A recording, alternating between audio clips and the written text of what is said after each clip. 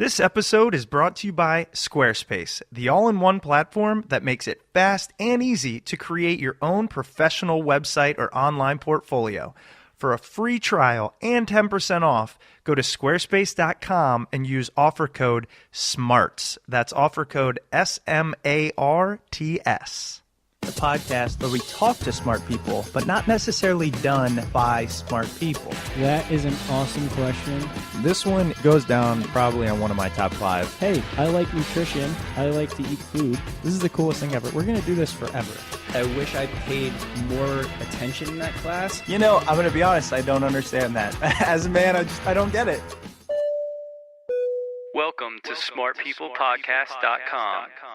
Hey everybody, it is Smart People Podcast. Welcome. This is Chris Stemp. And this is John Rojas. We have, I would say, do we say this too much? I don't know. It's a fantastic interview. I don't care how many times we say it. Well, here's the proof is in the pudding. He was on the Ask Me Anything on Reddit, and was it the most commented all time? It's one of the most popular, behind somebody called President Barack Obama. Oh, yeah, okay. But it's up there. So anyways, John, why don't you tell them who we interview this week? This week we're talking to retired Colonel Peter Mansoor. He's currently a professor of military history at the Ohio State University. Oh, what are we doing? The pre-reads at an NFL game? No, he just wanted to make sure that I got that in there. Yeah. But Professor Mansoor served as executive officer to General David Petraeus during the surge in Iraq, and his most recent book is Surge: My Journey with General David Petraeus and the Remaking of the Iraq War. I mean, I can't say how amazing it was that he gave us so much of his time. It was an hour, basically, probably edited down a little bit, but with a lot of really useful information. We're going to just turn it over and let him do the talking this time. But we recommend, if you like the interview, check out his book. We'll link to it at smartpeoplepodcast.com, and let us know what you think. Hope you enjoy it.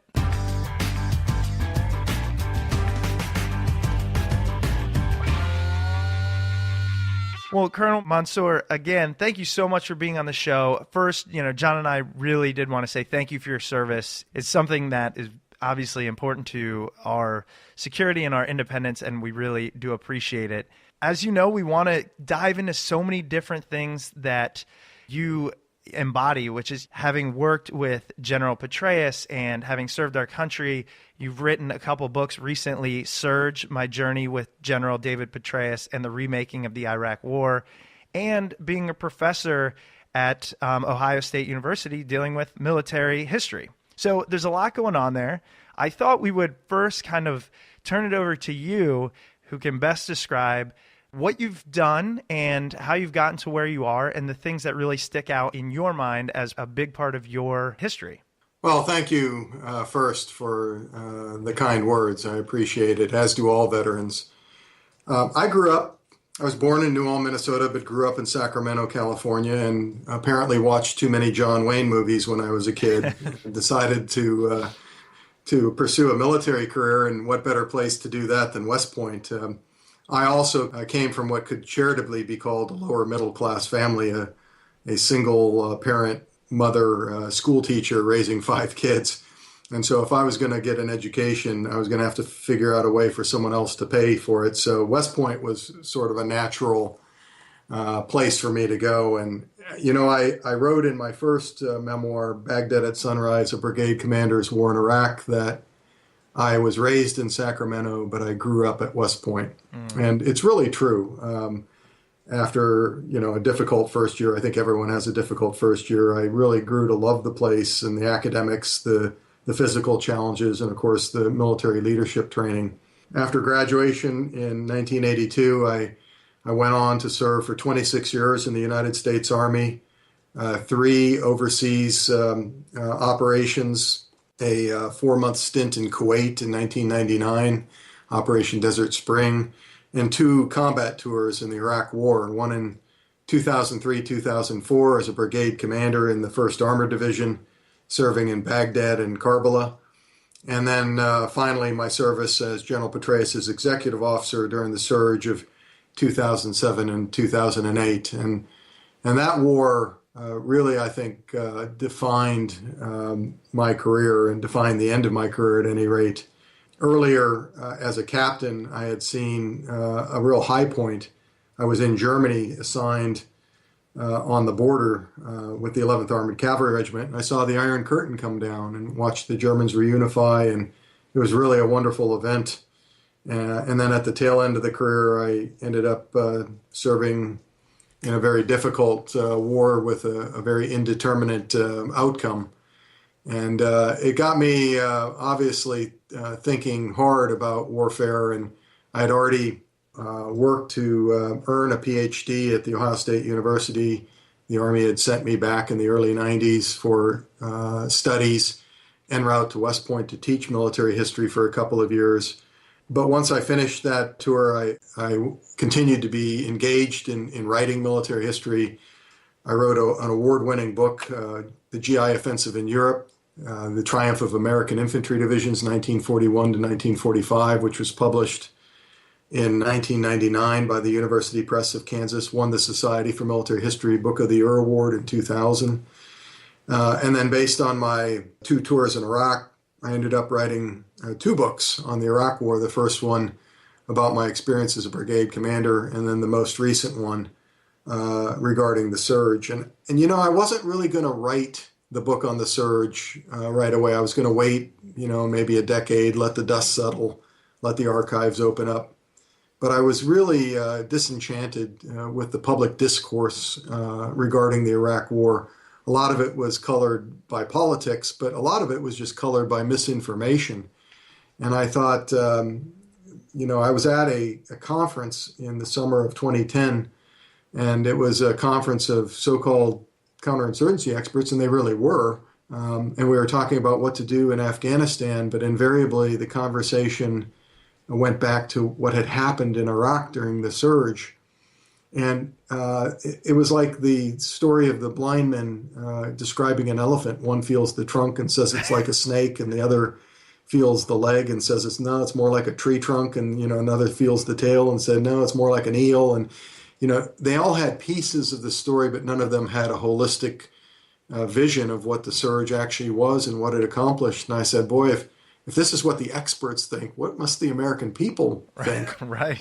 And I decided at that point, right then and there, to put aside the research I was conducting on the U.S. Army in the Pacific War and to write a book on the surge. And 3 years later, here it is. I think that's a very valid point about most of America not knowing what the war was about and what the surge was about, because I have a cousin that's right now active in the Marines. He's an officer, and he posted a news article about when, I guess, al-Qaeda-linked forces just retook over Fallujah. And he was saying that this is very important to me and my brothers who fought this fight, and most of America doesn't understand why we were there, that type of thing. Why do you think that there's such this disconnect of people that truly don't understand why the surge happened, why the Iraq War happened, all those things? I know it's a long question, but I was hoping to get your insight on that since you were there. Right. Well, I think there's a couple different questions embedded in there. One is, why did the Iraq War happen? And I think there's still more history to be written on the motivations for going to war. I wasn't a fan of the decision to invade. Of course, I wasn't in a position to do anything about it. I was at the Army War College at the time. Mm-hmm. But in our student debates, anyway, I argued that our current strategy of dual containment against Iraq and Iran was working, and there was no reason to risk rolling the iron dice and risking the very uncertain outcomes of a war for strategic goals that, to me, seemed fairly nebulous.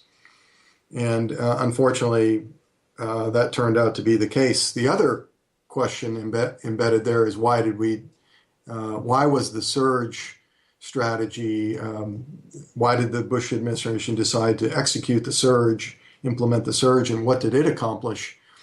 And on that question, I think I'm on much more solid ground, having been there at ground zero with the Council of Colonels that helped the Joint Chiefs rethink the strategy for the Iraq War, and having seen the various influences that helped create the surge, which I write about in Chapter 2 of my book. And then, of course, being over in Iraq with General Petraeus for 15 months, watching the surge unfold and helping to shape its outcome.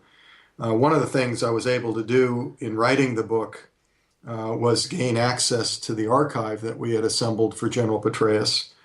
I requested the declassification of his weekly reports to the Secretary of Defense, and that request was granted, and so they were cleansed of classified information the government didn't want released yet.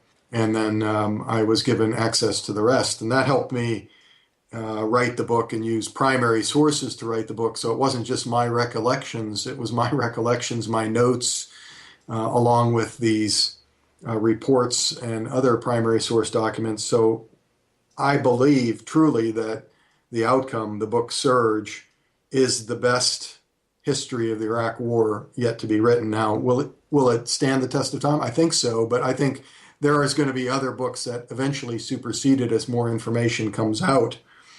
But to answer your buddy's question, why did we sacrifice?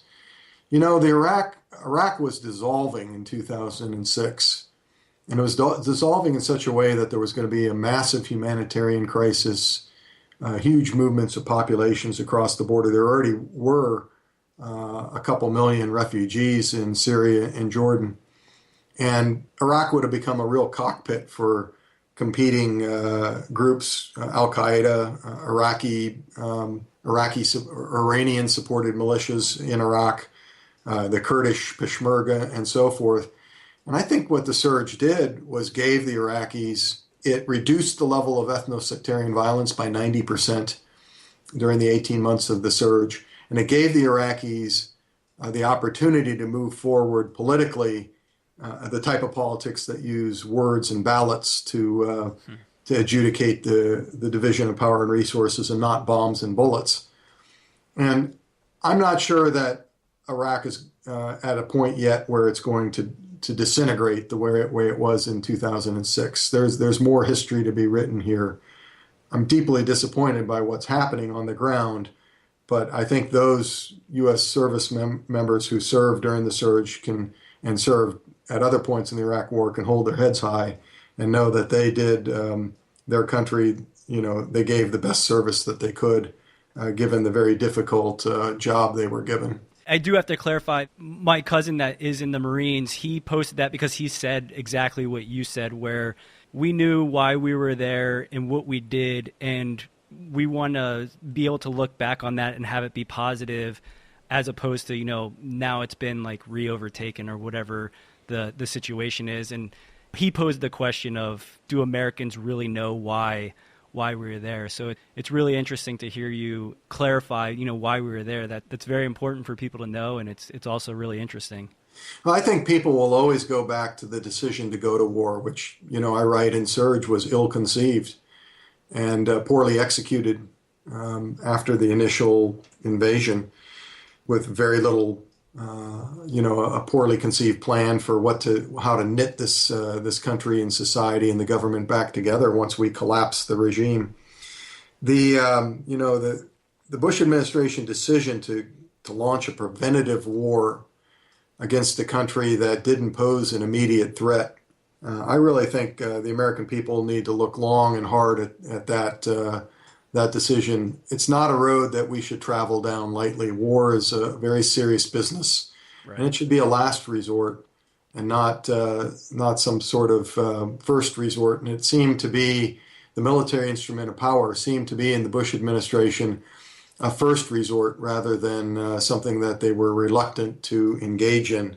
Having said that, once we were there, it was important that we finished the war as best we could. As David Kilcullen once famously said, just because you get into a war stupidly doesn't mean you have to leave it stupidly. It's a very good point. Yeah, it really is. And it brings up so many questions that I have. I mean, John and I remember, as most people do, the morning of September 11th, 2001. We were roommates, freshmen in college. He woke me up, and I mean, that feeling you carry with you of anger and rage and revenge, it was so prevalent amongst, at that time, I'm 18 years old, a lot of the age of when people enlist in the armed forces, and people were asking for something to be done. People wanted to see some military strength and power. And I was wondering, did we use that, September 11th as in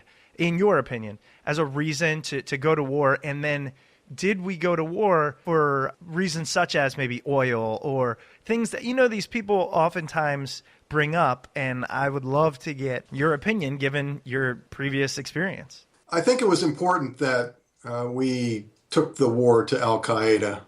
I don't think that very horrific terrorist attack on the United States could go unchallenged. And when the government of Afghanistan refused to give up the leaders of Al-Qaeda to us to stand trial, I don't think we had any choice but to invade Afghanistan. But we took our eye off the ball. The purpose of invading Afghanistan was to punish Al-Qaeda. And we let Al-Qaeda escape at Tora Bora, the Battle of Tora Bora in November 2011, when we, for reasons that are beyond me, relied on Afghan militia to attack the Al-Qaeda fighters rather than committing U.S. troops to the goal for which the war was being fought. And having committed that error, we compounded it by taking a left turn into Iraq for very nebulous strategic reasons. Now, I hear the people who say we're doing it for oil and so forth, but I with all due respect, disagree with them. In looking at the state of the United States, the psyche of the country after 2001, after September 11th, there was a lot of fear. Fear and anger were the prevalent emotions. And so I write about this in Baghdad at Sunrise in the very first chapter, in fact, that despite the chants of the people who claimed no blood for oil, it was fear that drove the United States into Iraq. It was fear of the unknown, of the potential for Saddam Hussein to have weapons of mass destruction, for the potential for him to give them to a terrorist group to have them used against the United States. We were looking for dragons to slay, and there were lots of potential targets. And this is where I think you needed a leader, a president who was perhaps a little bit more strategically versed and a little bit calmer emotionally, who could sit back and go, do we really need to invade Iraq to protect the United States? Now, the answer President Bush came up with was yes. But I think clearly in retrospect, there should have been more discussion. And the other thing I would like to point out is the world was completely united behind the United States after September 11th, 2001. And how did we get to a situation from where the world was completely united behind the United States to one a decade or more later, where in many countries we're reviled as the greatest threat to world peace? That is such a great point. I literally have goosebumps. It's such a great point. There was an outpour of, sympathy for what happened to us, and we turned into the villains. Right. And that gave us a degree of soft power that it's hard to measure. Mm-hmm. But if I were the president, I would have done everything I could have to have maintained that unanimity among the world community, because it is true power. Sure. And instead, I think he decided to rely on the harder, more tangible power of U.S. military forces.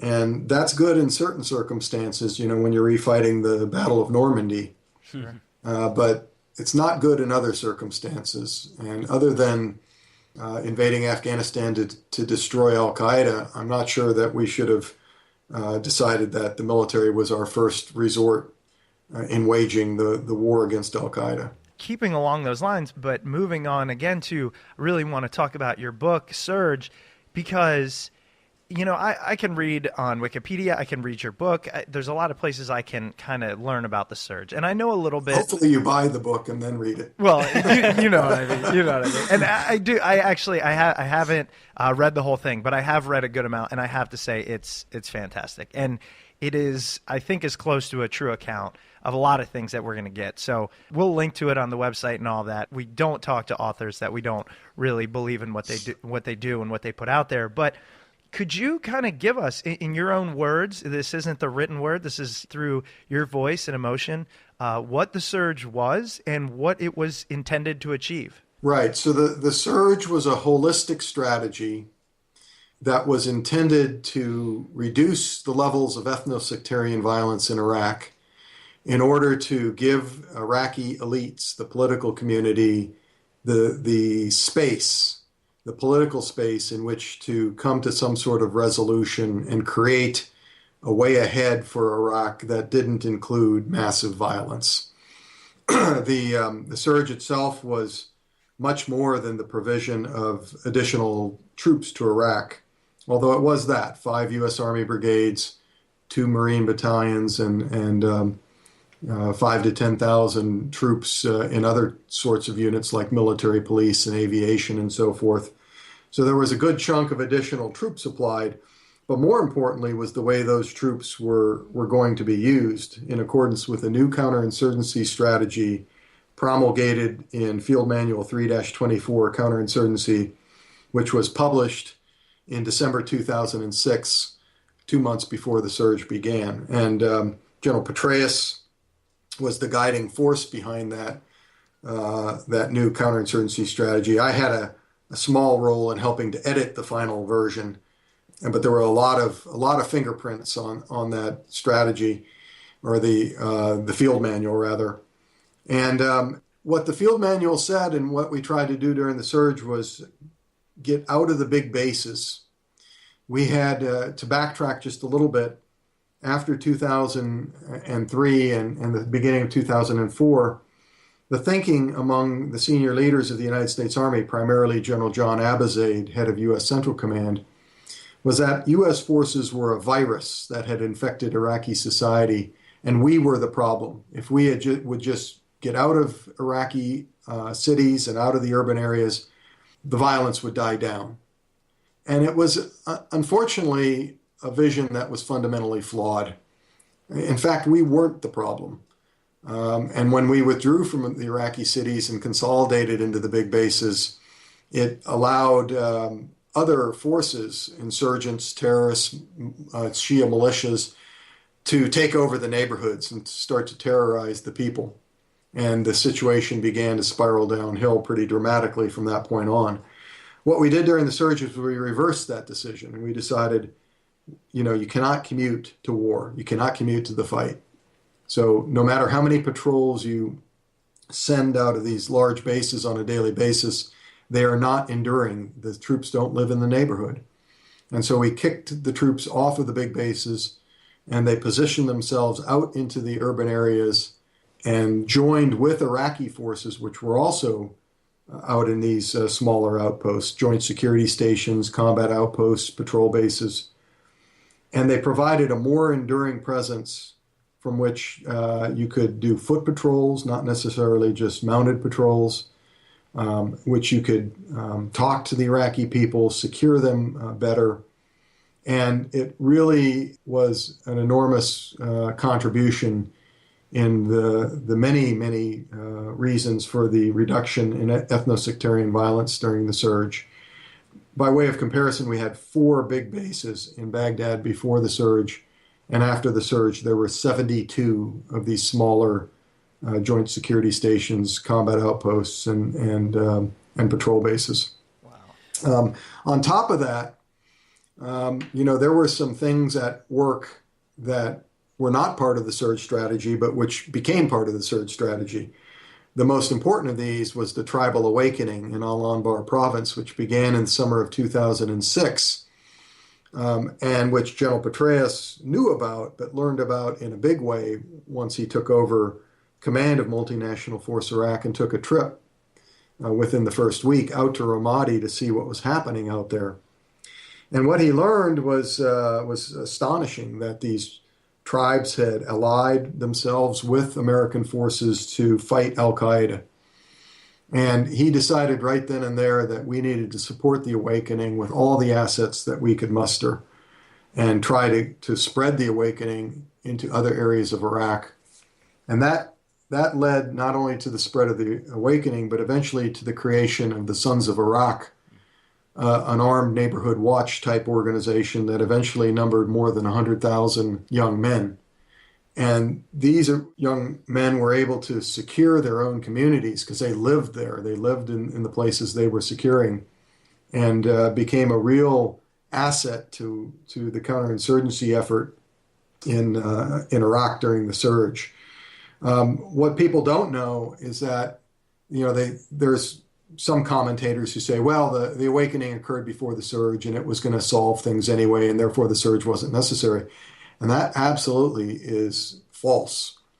The awakening would probably have been limited to the confines of Ramadi or at most Al Anbar province had not General Petraeus given it a huge push and a boost by basically ordering multinational forces Iraq to support it. And he supported the creation of the Sons of Iraq and then put resources behind that in terms of providing the Sons of Iraq a living wage. There are other people who say, well, all you did was you bought off the insurgents by giving them money. And that's incorrect, too, because the Sons of Iraq came over to our side first and were unpaid volunteers until we decided that we needed to pay them to prevent them from perhaps backsliding due to their inability to feed their families. That's another thing I write about. There were nation-building aspects to the surge, trying to improve the essential services provided to the Iraqi people, the provision of more electrical power, better water, spraying of date palms to improve agriculture, all sorts of efforts to get the Iraqi economy energized, restore the large businesses, state-owned enterprises. And so there were those aspects as well. Finally, the Iraqis surged right along with us. Their forces grew by more than 100,000 troops during the surge, and increasingly they were better armed and better trained as our advisory effort took hold. So when you talk about the surge, you've got to go way beyond, it was just the provision of 30,000 more troops, and how could that have made a difference? It must have been other things. It was a much more broadly based, holistic effort that served as a catalyst to allow all sorts of things that were happening in Iraq at the time, primarily the awakening, to take hold. This might be a terrible thing to admit, but I honestly just learned more about the war in the last 10 minutes of this discussion than the last 12, 13 years that it's been going on. Now you know why I wrote the book. Yeah, exactly. I cannot wait to just dive in and do nothing else but read your book. Thanks to our sponsors for making this show possible. This week's episode is brought to you by Squarespace, the all-in-one platform that makes it fast and easy to create your own professional website or online portfolio. For a free trial and 10% off, go to squarespace.com and use offer code SMARTS. That's offer code SMARTS. I got to say, speaking from experience, Squarespace is beautiful, it's easy, and it's convenient. I've done it, and I don't even know how to build websites. Squarespace is constantly improving their platform with new features, new designs, and even better support. They have over 20 highly customizable templates for you to choose from. And as I mentioned, it's incredibly easy to use. But if you want help, Squarespace has an amazing support team that works 24 hours a day, 7 days a week. It starts at just $8 a month and includes a free domain name if you sign up for a year. Every design automatically includes a unique mobile experience, so you don't have to worry about what your site looks like on phones and tablets. You know it will look beautiful. Squarespace takes care of that for you. Now here comes the most important part. Start with a trial with no credit card required and start building your website today. When you decide to sign up for Squarespace, make sure to use the offer code SMARTS, SMARTS, to get 10% off and to show your support for our podcast. I think we can all agree, glasses should not cost as much as an iPhone. That's where Warby Parker comes in. Their prescription glasses start at $95, including prescription lenses. And all glasses include anti-reflective and anti-glare coating. There's no additional cost. Warby Parker makes buying glasses online easy and risk-free.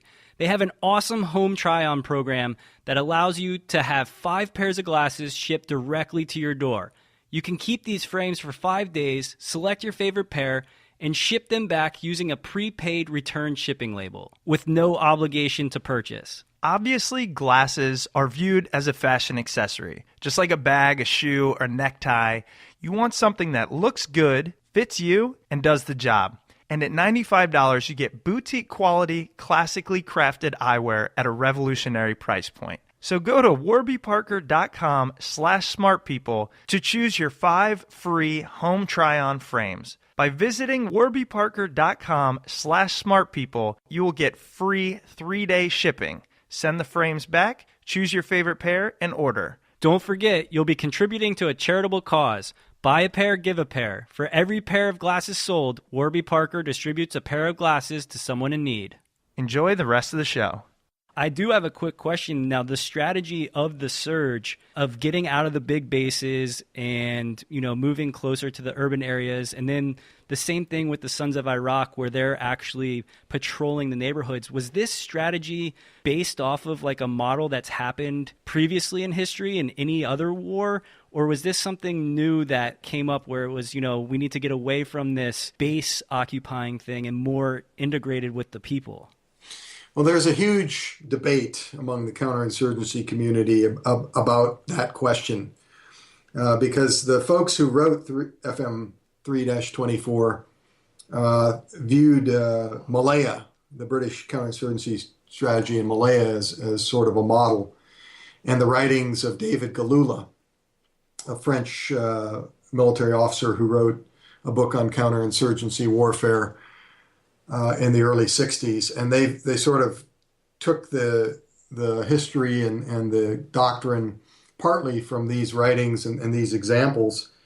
And Galula says that it's important to protect the population, to get out, eventually organize the population politically, that counterinsurgency is a struggle between a government that perhaps is weak and in need of reform and insurgents who offer a different vision for governing, and then a large neutral group of people in the middle who can be swayed one way or the other based on military, diplomatic, economic, political actions of the counterinsurgents and the insurgents. That's one way of looking at it. The people who don't agree with that say, no, Iraq was different. It was a sectarian conflict. There was never a big amorphous middle willing to be swayed one way or the other. In my experience, the Iraqi people, after several years of war, and now when the surge began in 2007, we were almost 4 years into the conflict, they wanted security. Mm-hmm. They were tired of being preyed upon by Sunni terrorists, by Shia militias, by their own security forces in some cases. They were tired of going without essential services.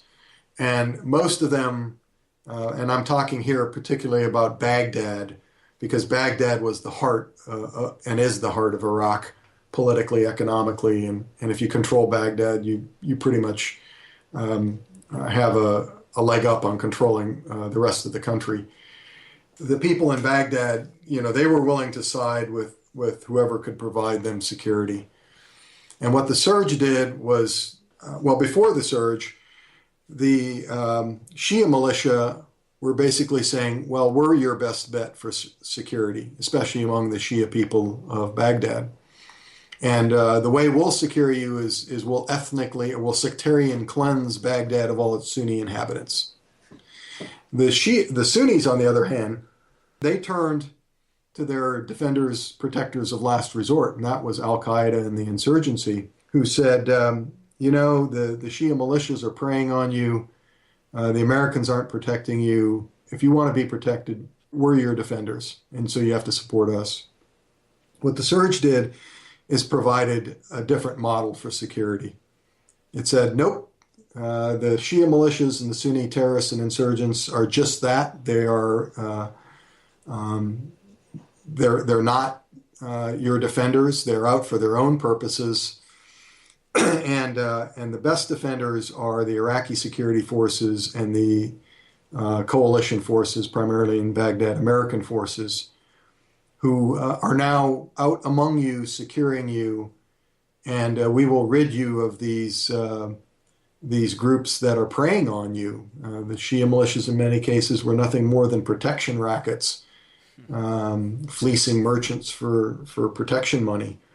And the Al Qaeda was certainly preying on the local community, both for resources, for women, for shelter, and for a lot of other things as well, and terrorizing the population to boot. So it was a different vision of how to fight a counterinsurgency war, based partly on what some people have called the classical era of counterinsurgency, the wars in Malaya and Algeria, to a lesser extent in Vietnam, although there's a lot of other issues at stake in Vietnam. It was a hybrid conflict. And in part, it was its own animal, and might be studied in the future for its own contributions to the history of counterinsurgency. You know, the Iraq War was partly counterinsurgency. It was partly counterterrorism. It was partly a battle against organized crime. And it was partly a nation-building effort. So there was a lot of things going on in Iraq, and to be successful, you had to handle them all simultaneously. And I think until the surge, we didn't have a holistic strategy to do that. That's a great explanation. I really appreciate the depth that you're willing to and able to explain it to us. And we would be doing us all a disservice if we didn't talk about your position as executive officer to General David Petraeus. I was wondering if you could tell us a little bit about what that position entails. And General Petraeus is often lauded as one of the best wartime leaders in history. So I was wondering your take on how he operated and what he achieved. General Patraeus is a very intelligent, dynamic, energetic leader, and you have to be on your toes 24/7 to keep up with him. He has a capacity for work unlike anyone I have ever seen in my life. As his executive officer, I was basically the chief of staff of his personal staff. I was at his side pretty much 24/7. I slept in a bedroom right next to his. Whenever he traveled with the chief of his initiatives group, Colonel Bill Rapp, and I stayed behind in the office to, quote, keep the trains running on time, unquote.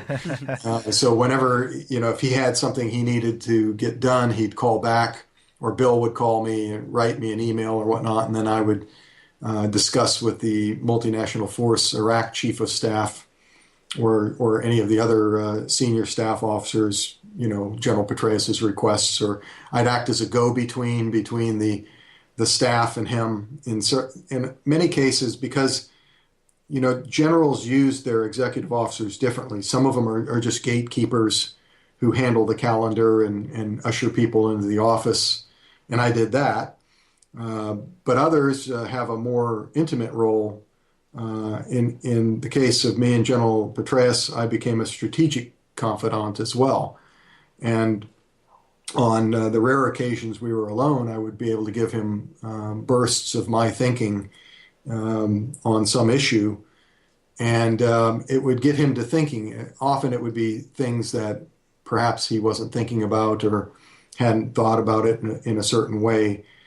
And it would get him to thinking, and you could see in subsequent days in his dealings with the staff, some of those ideas come out as his own, which is fine. I mean, he needed to internalize them to really make them his own. So I had that function as well. Nothing went on the calendar without my say so. And the first thing I did is we got the the battle rhythm, the calendar from the previous staff, General Casey's staff, and I looked at it and I was like, wow, this is really incredibly difficult, because they were 14-hour, 16-hour days, packed end to end with meetings and travel. And I asked General Petraeus, you really want to do this? And he goes, yeah, we're going to do exactly what they did in the previous regime, and then we'll adjust. Well, 2 weeks into it, I was getting about 4 hours of sleep a night. He was getting maybe 5. And I looked at him and I said, 6 months from now, we're both going to be dead. You're going to be dead on your feet, and I'm going to be dead of a heart attack. Right. So please allow me to look at the battle rhythm. So he did.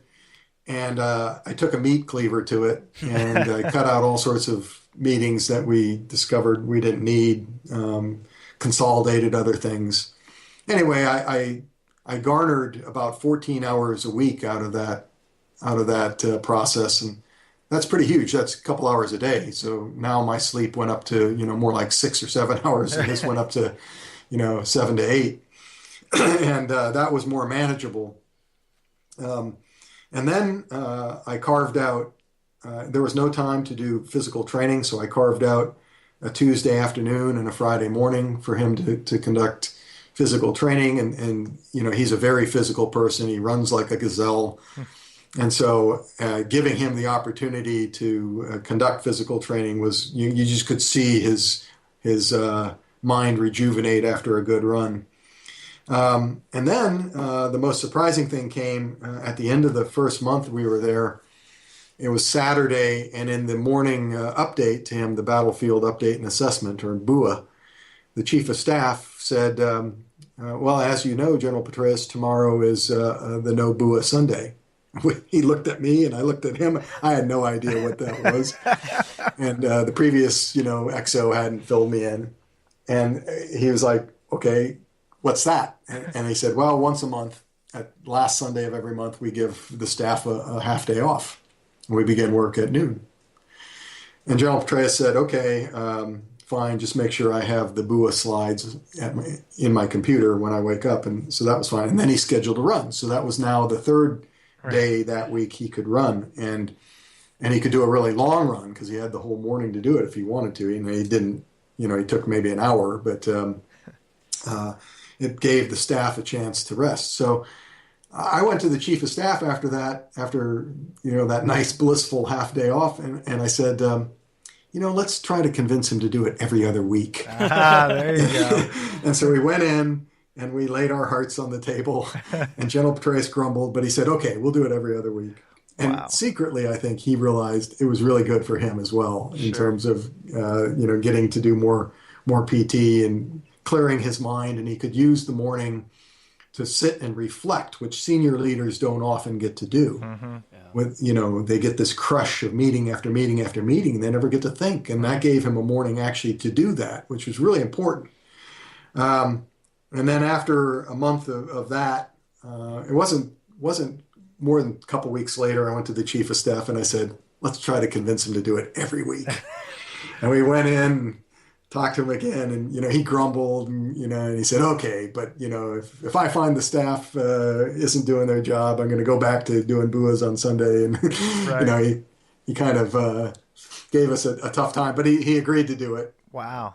And it turned out to be really a godsend for everyone. There was no such thing as sleep deprivation after that, because on Sunday morning you could sleep in until you couldn't sleep anymore. And if you know anything about staffs under pressure, if you give them 1 day a week to catch up on their sleep, they can really go a little bit short if they need to the rest of the week. And you could, I think I could see the staff actually, the functioning increase.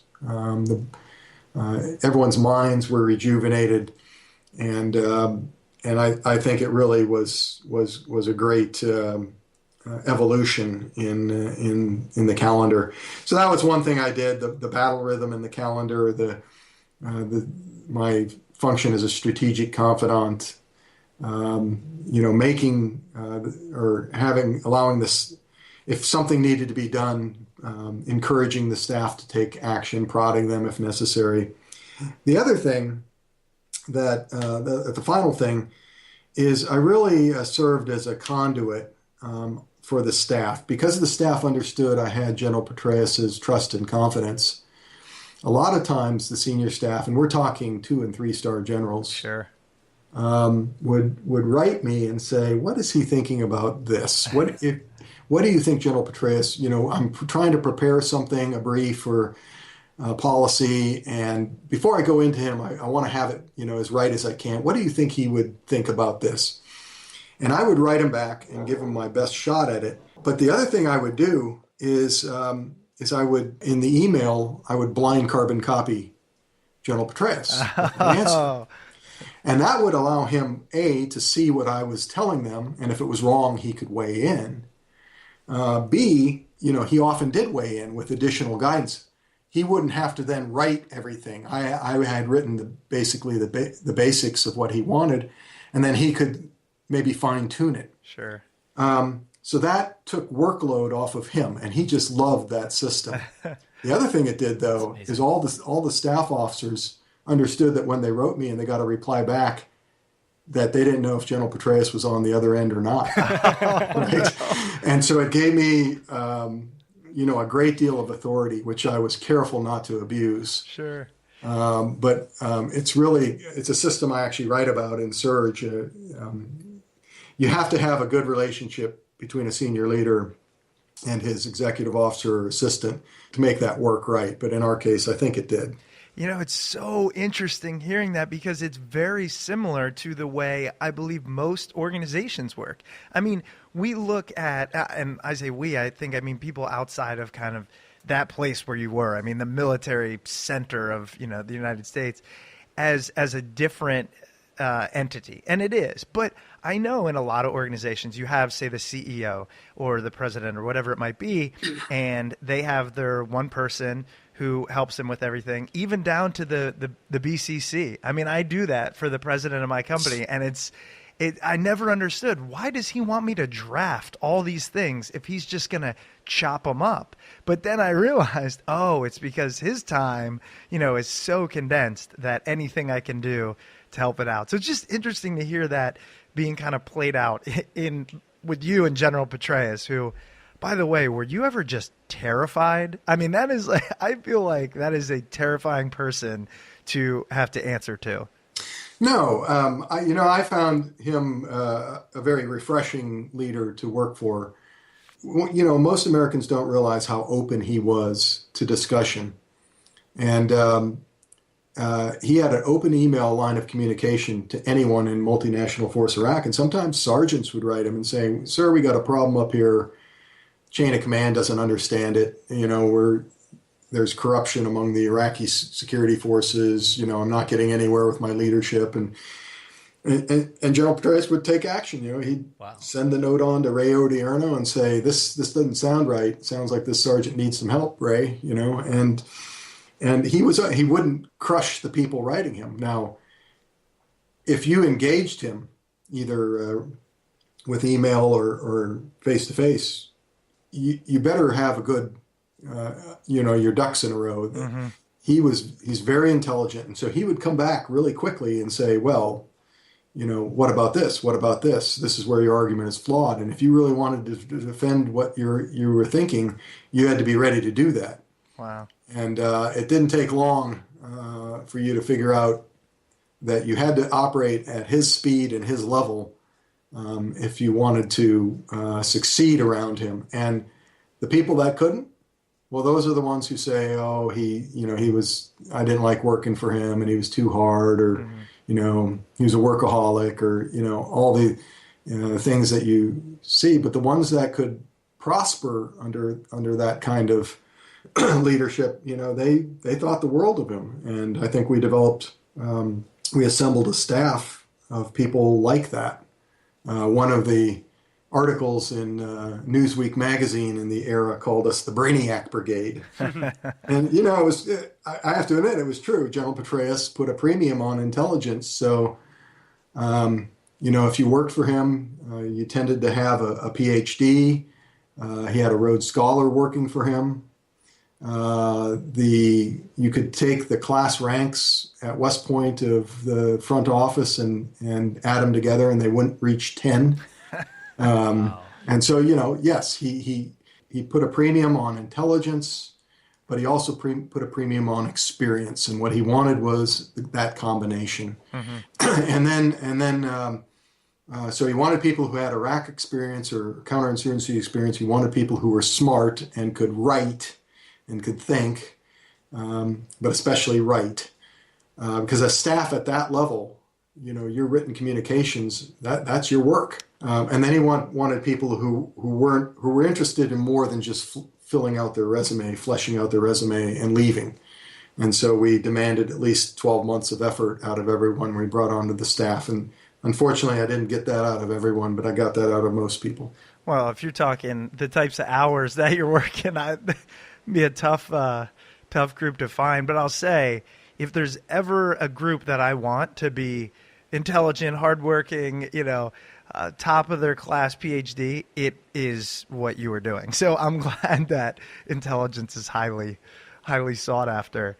We were very cognizant of the fact that the United States was losing this war. Mm-hmm. And we were going to do everything in our power to make sure that didn't happen. And I think that gave us additional motivation to put in the hours that were needed.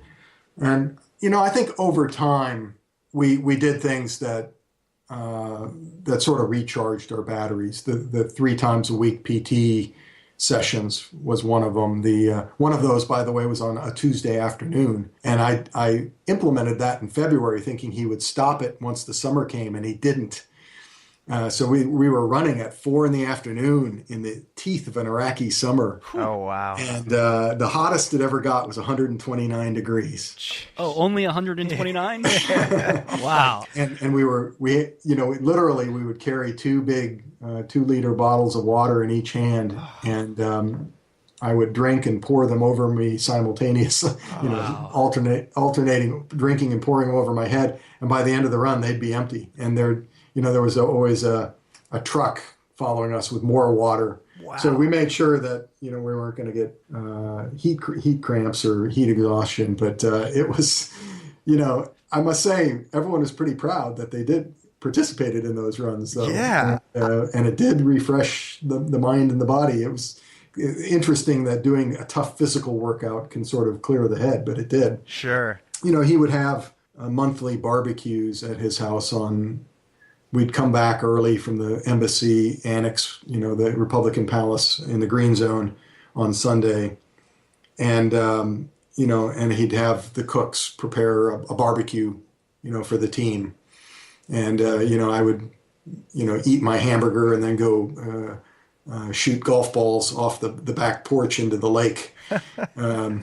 People would send us old clubs and buckets full of old balls, and I just sit there and I have a great photo of me hitting the ball 7-iron into the lake by the Alfa Palace. Wow. But he would do things like that you could look forward to and kind of helped you recharge your batteries every now and then. And then there was the occasional trip as well.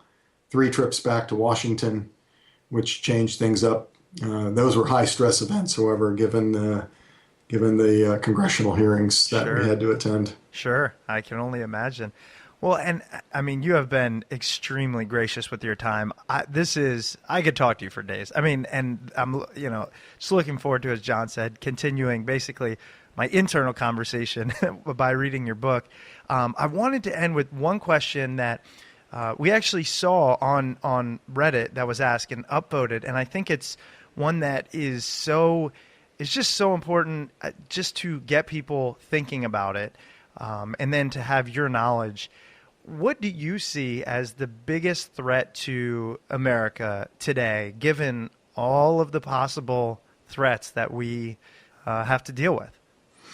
On Reddit, what I wrote, and I truly believe it, that the biggest threat is the polarization of our domestic politics. America is a force for good in the world, and we can do great things provided we're a united people. But unfortunately, at present, it does not appear that we are. And I think our politics is much to blame for that. We tend to elect politicians who are on the extreme left or right of their parties. And part of that is the gerrymandering of our congressional districts. Part of it is the sort of, I would say, democratic nature of the internet, where people who have time to blog and so forth can put forth arguments, and you never really get sort of the moderate voice injected into our politics and our media. And if not solved, this is a cancer that will eat away at the United States. And if the United States is going to fail in the 21st century, it will fail from within. I really don't see an external threat that we cannot handle. Terrorism we can handle. A rising China, I think we can accommodate and handle. There really isn't anything that rises to the level of a real existential threat. You look at something like Iran, for instance. It's a major regional concern, but it's not an existential threat to the United States. But the collapse of the American society from within, that is an existential threat. And so I really believe that what America needs to do is figure out a way to work from the center outward rather than work from the extremes inward, because the extremes tend not to be able to accommodate one another these days. And we've lost the ability to cut political deals and to compromise. And until we regain that, I think things are going to continue to deteriorate, unfortunately, domestically. And that's a paramount concern to me. Well, again, it's a fantastic, I think, summation of one of the things that we face now and we need to unite behind.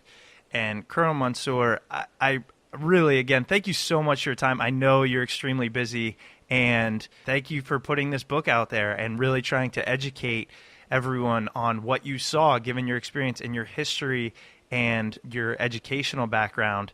And so, again, the book is Surge, My Journey with General David Petraeus and the Remaking of the Iraq War. I was wondering if there was anything else you wanted to let our listeners know about, places you might write or keep up to date. Actually, I don't have a Twitter presence. I do a fair number of radio interviews and occasional TV interviews and the occasional op-ed. So you'll see me out there in the media in due course. Really appreciate Smart People Podcast having me on today, and I really appreciate the give and take of the conversation. Absolutely. All right. Well, again, thank you so much, and best of luck in the future, and we appreciate it, and good luck with this book as well. Yeah, thank you. And remember, go Bucks. That's right. All right, thank you.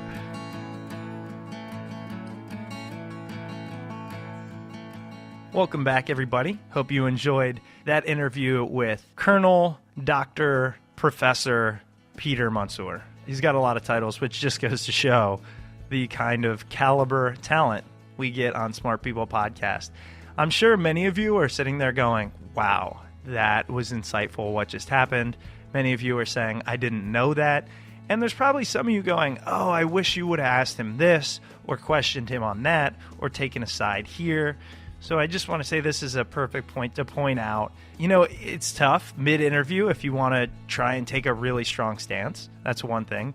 Two, we have a limited amount of time with these people, and we really want to get the most of their knowledge out. Regardless of your own opinions, he has a wealth of knowledge. He's an extremely intelligent man, and we wanted to get his opinion out there, and the rest can be found in his book. But in general, that was killer. If you loved that interview, which I'm sure a lot of you did, make sure to check out his book. Again, it's called Surge, My Journey with General David Petraeus and the Remaking of the Iraq War. It's awesome. The interview was awesome, so mathematical processes, they have to be both awesome, right? If you do happen to check out his book, order it through our site. Yeah, order it through the Amazon link at the top of smartpeoplepodcast.com. I don't even say that because we make money, because off a book we make like 5 cents. It's more so because we like to be able to show them that, hey, our audience is interested in what you put out there. Additionally, actually, he doesn't use Twitter. I was going to say you could tweet. You could tweet in general and just say, we just like to show our guests who give us their time for free that we're all digging what they're putting out there. Yeah, if you enjoyed the episode, tweet a link to the episode and put us in there at Smart People Pod, or put whatever hashtag you want so we can kind of follow it. But it would be cool to be able to email him after a week and then a month and say, hey, here's the type of response we're getting to your interview. Yeah. But in general, just keep listening, keep enjoying, keep reaching out to us. That's all we want you to do. Learn and tell others what you've learned. That's what we set out for in the first place, and 3 years later, here we are. Yeah, some might even say thrive. See you guys next week.